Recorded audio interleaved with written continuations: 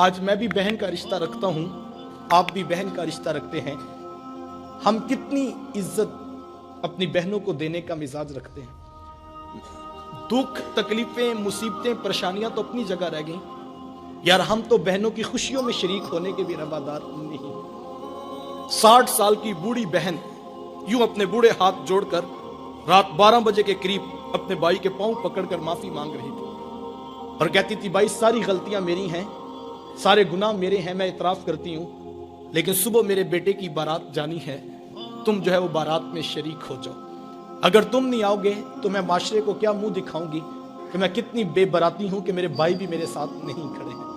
وہ بوڑھے ہاتھ جوڑ جوڑ کر یوں معافیاں مانگتی تھی اور بھائی بڑک مار کے کہتا کہ میری بہنیں مر گئی ہیں، مجھے کسی بہن کی کوئی ضرورت نہیں ہے۔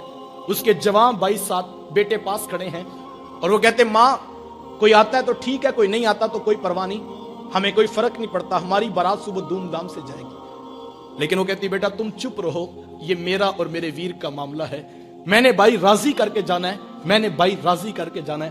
اس نے آخری حربہ سوچ رکھا تھا جب نہیں نہ مانے گا تو پھر میں اپنے سر کی چادر اتار کے اس کے پاؤں پہ ڈالوں گی، پھر تو اس کا کلیجہ پگھل جائے گا۔ لیکن اس کا آخری حربہ بھی کام نہ آیا، پھر وہ سر کی چادر اتار کر پاؤں کے ساتھ رگڑتی رہی، لیکن بھائی کا کلیجہ نرم نہیں پڑتا تھا۔ پھر کتنے بوجھل قدموں سے اس نے بھائی کی دہلیز کو چھوڑا، یہ وہ بہن ہی جانتی ہوگی۔ آج ہم خوشیوں میں شریک ہونے کے بھی روادار نہیں رہے۔ میں نے کل چہلم کی روٹی پر جو ہے وہ بھائیوں کو لڑتے دیکھا ہے۔ ایک کہتا تھا کہ یہ میری بہن لگتی تھی، روٹی میں نے پکانی ہے، دوسرا کہتا تھا نہیں نہیں یہ میری بہن لگتی تھی، میں نے کھانا پکانا ہے۔ صاحب مرنے کے بعد تو برادری کو دکھانے کے روٹی پہ لڑ رہے ہو، زندہ بہنوں کی قدر کیوں نہیں کرتے ہو؟ کسی سے پوچھے جناب 4 سال ہو گئے بہن سے ناراضگی ہے، وجہ کیا ہے؟ تو وہ کہتا ہے جناب رشتہ کرتے وقت بہن نے میرے سے پوچھا نہیں تھا۔ صاحب کون سسرال میں کہتا ہے جا کے میکے سے پوچھ کے ہم پتر بیانے لگے ہیں، تمہاری کیا رائے ہے؟ کون یہ بتاتا ہے، کون یہ اختیار دیتا ہے؟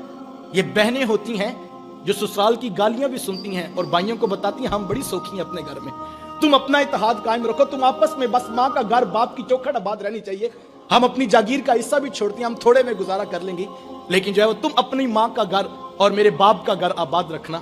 لیکن بھائی اتنا کچھ کرنے کا بھی رویدار نہیں رہے ہیں۔ بہنوں کو عزت میرے حضور نے دی ہے۔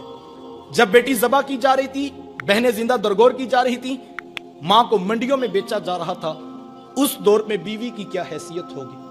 جبکہ آج کے تہذیب یافتہ دور میں بھی کچھ لوگ بیوی کو پاؤں کا جوتا خیال کرتے ہیں۔ میرے حضور ازواج مطہرات کے ساتھ جو محبتوں بری داستانیں رقم کی ہیں، معاشرہ ان کی مثال نہیں لا سکتا ہے۔